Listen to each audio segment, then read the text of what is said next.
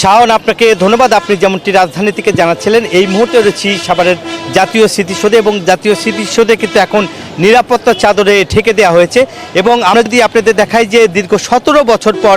জাতীয় স্মৃতিসৌধে তারেক রহমান তিনি আসবেন এবং যেহেতু প্রথমে তার বাবার কবর জিয়ারত করবেন এবং জিয়ারত শেষে কিন্তু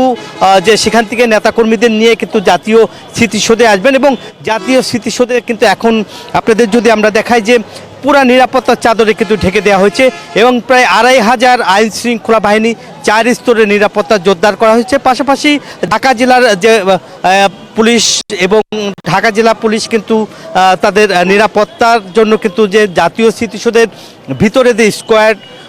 ডগ দিয়ে কিন্তু সেই সুইপ করা হচ্ছে এবং যেহেতু সুইপ শেষ হলেই কিন্তু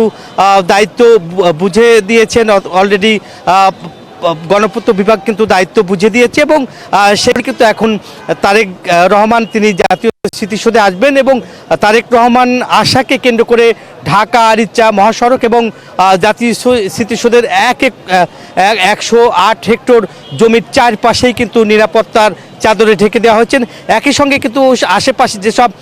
উঁচু যে ভবনগুলি রয়েছে সেই উঁচু ভবন সেখানেও কিন্তু আইন শৃঙ্খলা বাহিনী মোতায়েন রয়েছেন এবং দলীয় নেতাকর্মীরাও কিন্তু ইতিমধ্যে কিন্তু আমরা দেখেছি যে জাতীয় স্মৃতিসৌধে ভিড় করতেছেন এবং জাতীয় স্মৃতিসৌধে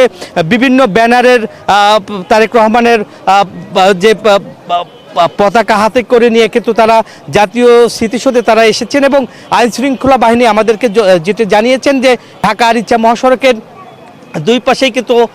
সিসিটিভি বসানো হয়েছে এবং আইন শৃঙ্খলা বাহিনী পর্যাপ্ত পরিমাণ নিরাপত্তা জোরদার করা হয়েছে। এই ছিল আমার কাছে জাতীয় স্মৃতিসৌধের নিরাপত্তা এবং তারেক রহমানের স্মৃতিসৌধে আসার সর্বশেষ তথ্য। টিপু, নাজমুল হুদা, ধন্যবাদ আপনাকে।